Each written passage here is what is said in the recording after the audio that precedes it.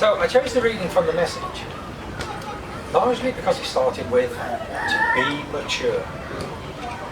Yeah, not the first one that springs to mind when you think about me, I know. But, well, to be honest, there was that, and also the next bit that says that he sees the booty. And I'm sorry, but that word just makes me laugh. He sees the booty, you know. Every rap song ever has that in it. But anyway, so to be mature, kind of the opposite of me, I guess. I'm going to juggle this a little bit. But it seemed to match the theme of taking responsibility. After all, isn't how we usually see responsibility? A sign of maturity, of being a grown-up? And it seems to me that no one actually escapes responsibilities of some sort. Even the single traveller living a nomadic life still has responsibilities, albeit largely to themselves. To make sure they're fed, make sure they're warm, make sure they keep dry, make sure they don't leave rubbish wherever they have to stop, so they can't stop there again. There's still responsibilities. No matter how hard we try, they always seem to catch up with us. But today we are talking about responsibility from a particular standpoint, that of ministry. Responsibility for how we walk the path God has placed before us. A heavy subject. I can see people starting to go, oh, already. But, trust me, it's not going to be that long. But then again, if we understand the nature of ministry, perhaps it's not so hard. I know most people think ministry is something that clergy do, church leaders, people with collars. You know, they go out, talk to people, pray for people, bless people, marry people, bury people. All this stuff is sort of part of a ministry. But that's not all it is. It's way more than that. It's not only things like this service. It can be anything. Ministry can literally be anything. Anything you do, anything you say. That can be your ministry. Your work can be your ministry. Your hobby can be your ministry. Even your nights out. Now that sounds like a good ministry. Your nights out can be your ministry. Go out clubbing. Just by talking to people about the faith. Just by expressing or sharing it. That's ministry.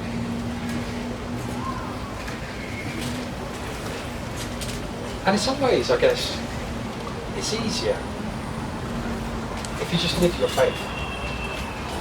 I mean, that's a ministry in itself. Just living your faith. Just when someone talks to you and says, oh, why are you doing this? Because I'm a Christian, I think that's what Christ would do.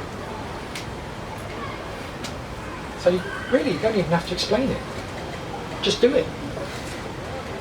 I think that's a logo somewhere, isn't it? Like Nike or something. Yeah. All right, we'll scrap that later because we don't want any product placement. But it's a fact. Just do it. For me, though, ministry is something that flows from me, almost as naturally as breathing. It's something that springs from my own nature, my own inner being, my own essence, if you like. And I think that when we find that kind of ministry, that ministry that naturally springs from us, that's when we have the biggest impact. That's when we make the most effect on the world around us. That's when we reach the most people. Because it's not work. We're not having to put too much effort into it. For once, we are actually doing what comes naturally. And with that, God works through us. Because there's no resistance. There's no, oh God, I've got to do that again, or oh, I've got to turn up here. We're doing it because it springs out of us. Now, don't get me wrong, I'm not saying that you shouldn't do other ministries. That you shouldn't turn up to church, that you shouldn't turn up on Wednesdays when we do our street church, or any of the other things we do. Because quite often it's only by taking part in a larger ministry, or a more, I don't like the word, but sort of corporate ministry, if you like, something the church is doing. Quite often it's only by doing that, by keep turning up, that we eventually identify and realise what our own personal ministry is, where our own strengths lie. Quite often if we need someone else to turn around and go, wow, you're really good at that, whatever that is, juggling, riding a unicycle, I don't know, whistling pop tunes, playing the spoons, whatever. And quite often, takes someone from outside of us to say, actually, that really touched me. And it's like a light going on sometimes. You suddenly realise, actually, that's my gift. Now, why didn't I know that before? I mean, I don't know about you, but me, it took like 50 odd years to find out what I was actually good at, or what I wanted to do, what my gifts were, and where I should be using them. But once I did, it just changes your whole life. Your life becomes fuller, becomes, I don't want to say more meaningful, but perhaps for me personally, it became more content, more fun, more complete, more a whole life rather than bits of life.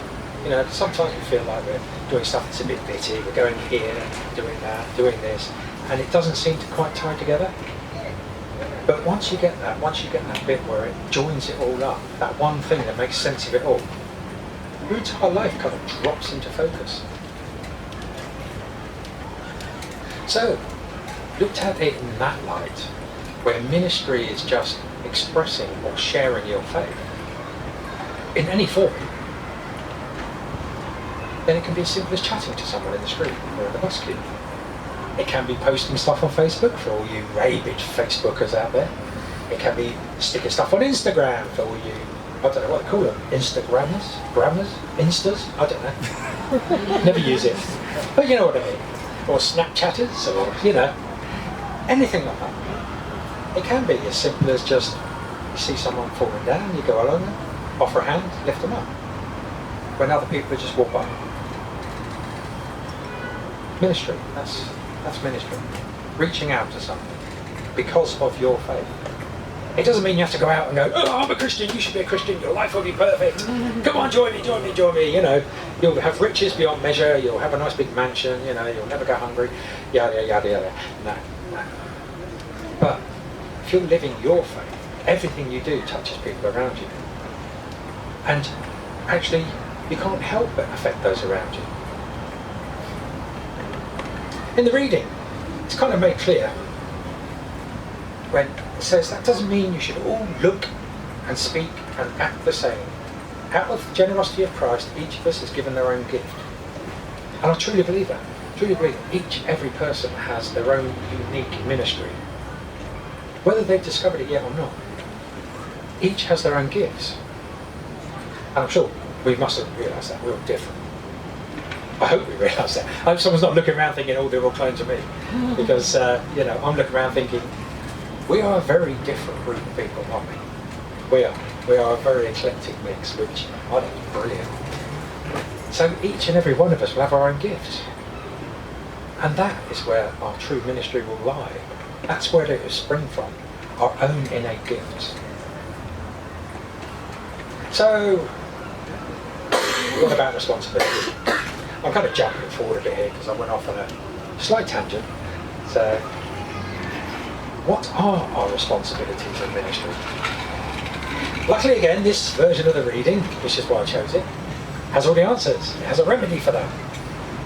The main responsibility, it seems to say, is to use the gifts we have been given, whether we are an evangelist, an apostle, a prophet, or a pastor/teacher, to use them to share our faith with others, but also to use them in harmony with others.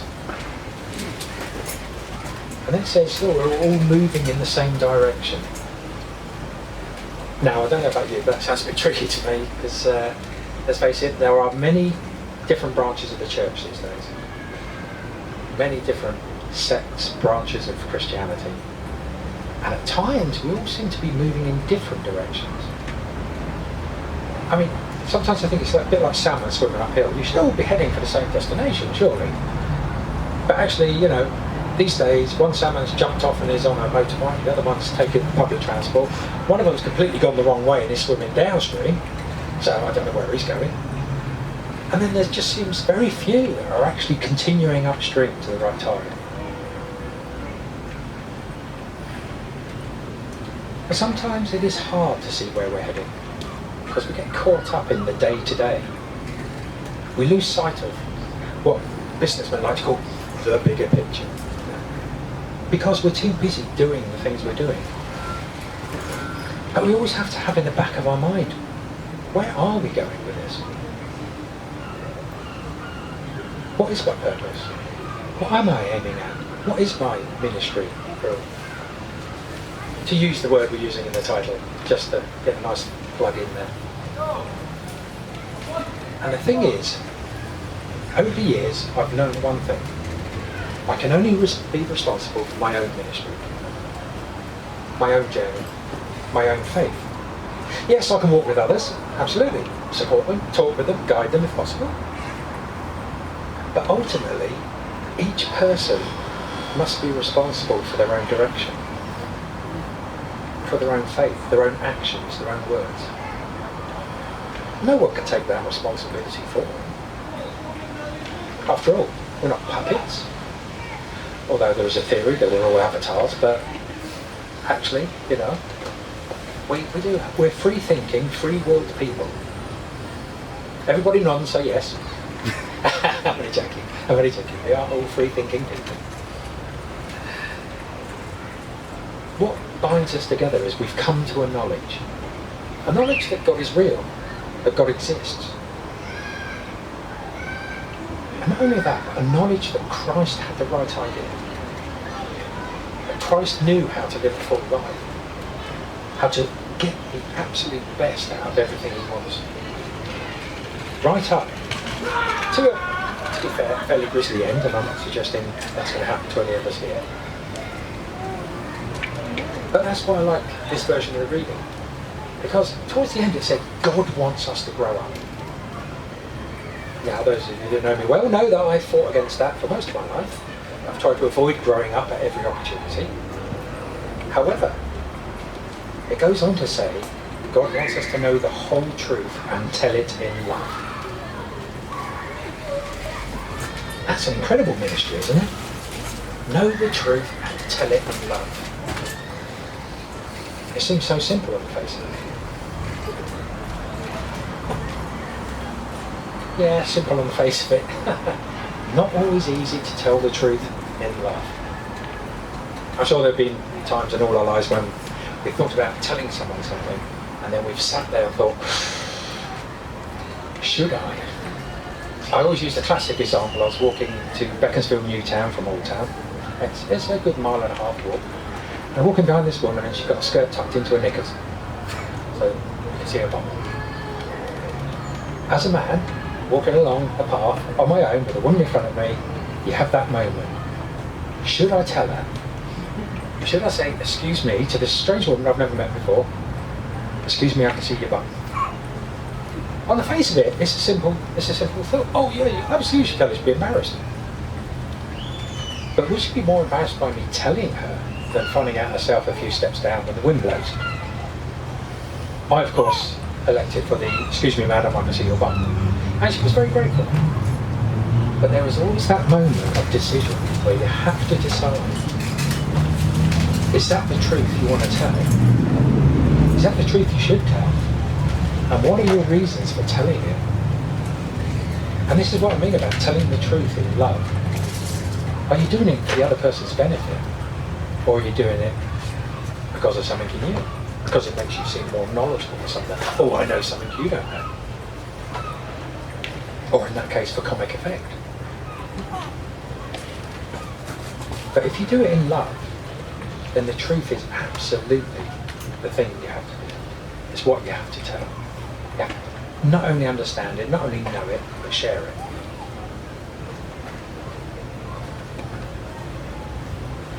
So, how do we avoid that? How do we avoid sharing the truth when it's just an ego boost, where it's more of a, ooh, look at me, I know something you don't know. I'm going to tell you something which is going to upset you, but it's going to make me laugh. Or, just to get back at someone. Well, never fear. This reading has the remedy for that as well. It really is an all-service reading. It's brilliant. It says, we take our lead from Christ, who is the source of everything we do. He keeps us in step with each other. His very breath and blood flow through us, nourishing us, so that we will grow healthy in God robust in love. That's such a great phrase. Healthy in God, robust in love. I mean, it makes you sound almost invulnerable, doesn't it? Invincible. As long as you act out of love, nothing can touch you. God will look after you. Healthy in God, robust in love. Brilliant. So there you are. Really, all we need to know is to follow Jesus. So simple. Act as he would act. Speak as he would speak. Although maybe update the language somewhat, it's quite a while ago. And in doing so, we should avoid the pitfalls of telling the truth without love. More than that though, in doing this, in following Christ, I believe we will find our own unique ministries, our own natural ministry in the world, whatever it may be. And with that, a true fullness of life. I see the hopeful gaze there. No, we're not stopping there, I'm afraid. There's a little bit. I personally think that our one overriding responsibility is just to be true Christians. To follow Christ, as the name suggests. I mean, that's why we're Christians, aren't we? Surely? Not theology, not religion, not a set of well-written words or well-laid-out speeches or arguments, but the man himself. Follow in his footsteps as best we can. Now, of course, none of us are perfect. Well, actually, I'll rephrase that. I know I'm not perfect. I don't know about you. Some of you I don't know that well. So maybe there is amongst us a perfect being. But generally, as humans, we are slightly flawed. Just a little bit. Some of us, and here I'll speak from my own experience, just a little bit. But as long as we follow Christ as best we can, and if we can be Christ for just one person that we meet, just one, then we will have had a huge impact on the world. Certainly on that person's world. And you never know where that's going to go. You don't know how that's going to impact the people around them. There's the old theory of drop a pebble and watch the ripples go out. And if we can see Christ in the people that we meet and treat them accordingly, then I think we're kind of on the right track. So, to me, being Christian isn't about being perfect. As I already mentioned, I'm not. It's not about being holy. I mean, I'm not a very holy person, I'm a person of faith, but I wouldn't say I was holy. It's not about being good all the time. And I'm going to use the phrase "God knows," because God knows I'm not. Really not. We all have I have my moments, again. I'm sure many of you have moments when you've been less than good, when you thought or done something that afterwards you thought, I wish I kind of hadn't. But to me it's about knowing myself, finding my inner gifts, using them in the service of others. It's about trying every day to be just a little bit more like the person we take our name from. Just to try and be a little bit more like Christ each day. In everything that I do. After all, what can be more Christian than following Christ? Thank you.